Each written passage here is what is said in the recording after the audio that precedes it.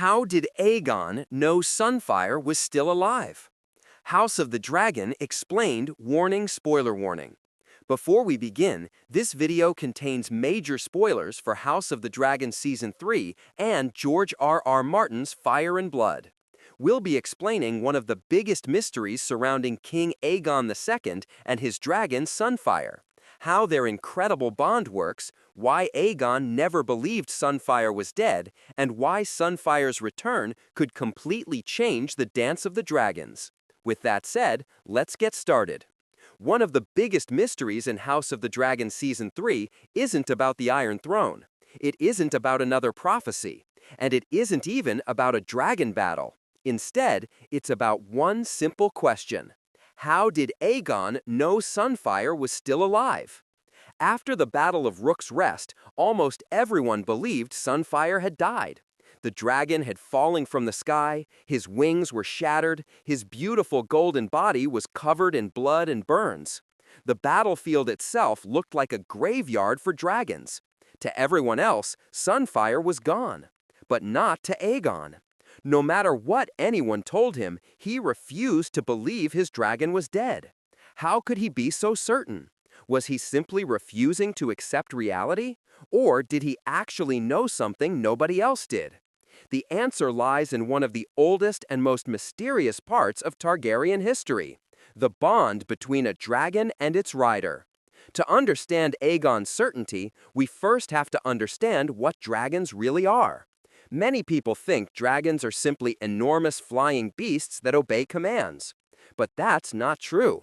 A Targaryen dragon isn't like a horse or a war animal.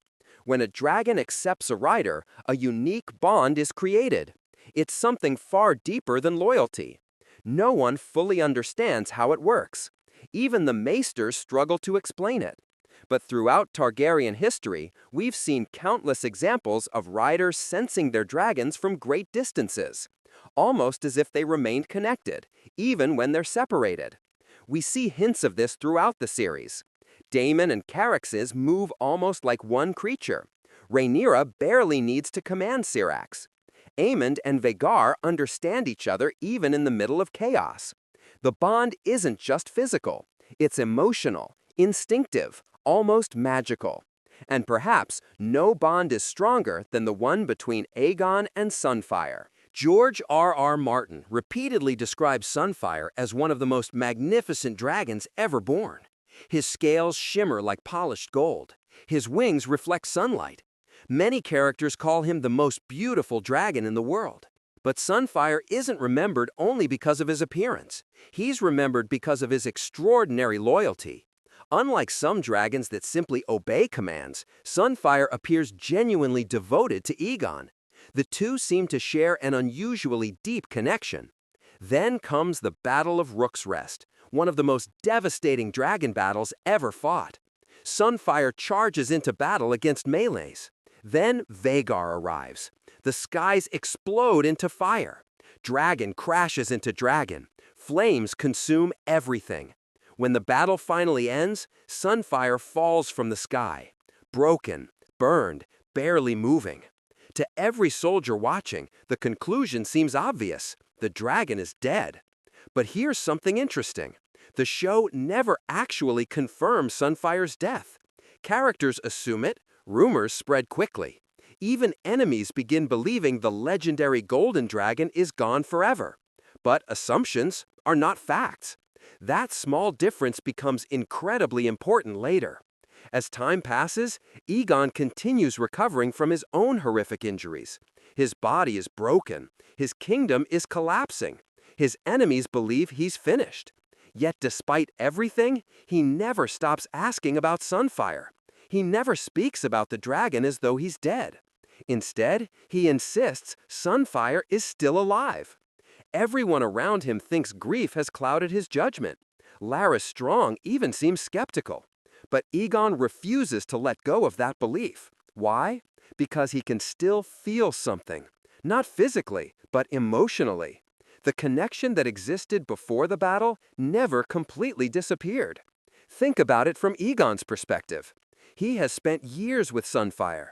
They've flown together, fought together, celebrated victories together. The dragon wasn't simply his greatest weapon. Sunfire was his closest companion. Perhaps the only creature that loved him without expecting anything in return. That kind of bond doesn't simply disappear overnight.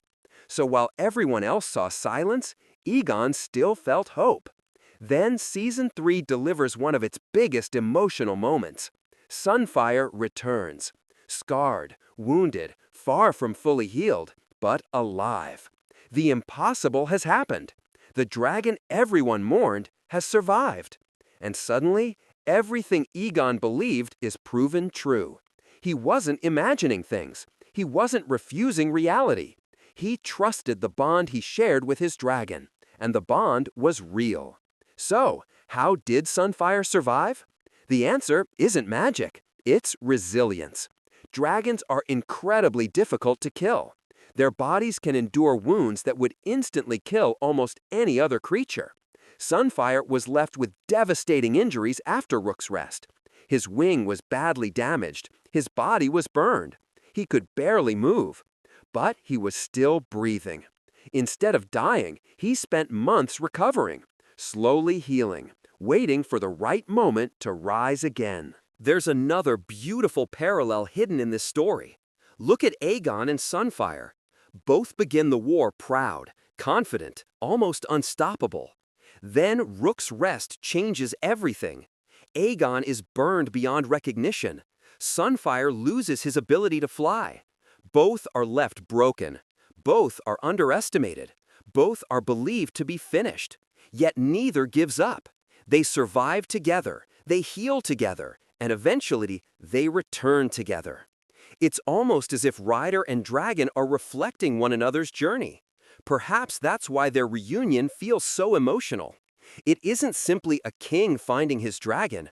It's two survivors finding each other again, after everyone else had abandoned hope. Sunfire doesn't return as the flawless golden dragon everyone admired. He's scarred, changed, a living reminder of everything the war has taken away. And Aegon isn't the carefree prince we met in Season 1 anymore either. He's changed in exactly the same way. There's also a deeper meaning behind Sunfire's survival. Throughout the Dance of the Dragons, the number of dragons keeps shrinking. Every death pushes House Targaryen closer to losing the very creatures that built their empire.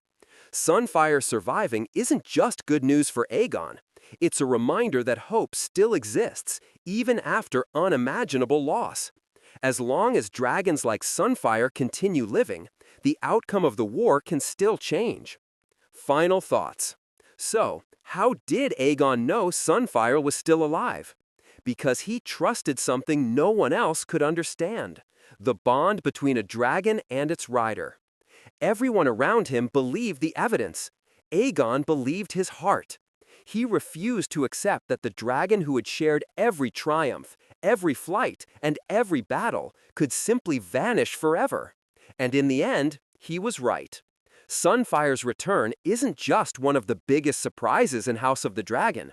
It's one of the most emotional moments in the entire Dance of the Dragons. It reminds us that dragons are far more than weapons. They're companions, they're family. And sometimes, the connection between a dragon and its rider is stronger than death itself. Perhaps that's why Aegon never stopped believing. Because while everyone else saw a fallen dragon, he still felt the presence of his oldest friend. And when Sunfire finally returned, it wasn't just a victory for Team Green.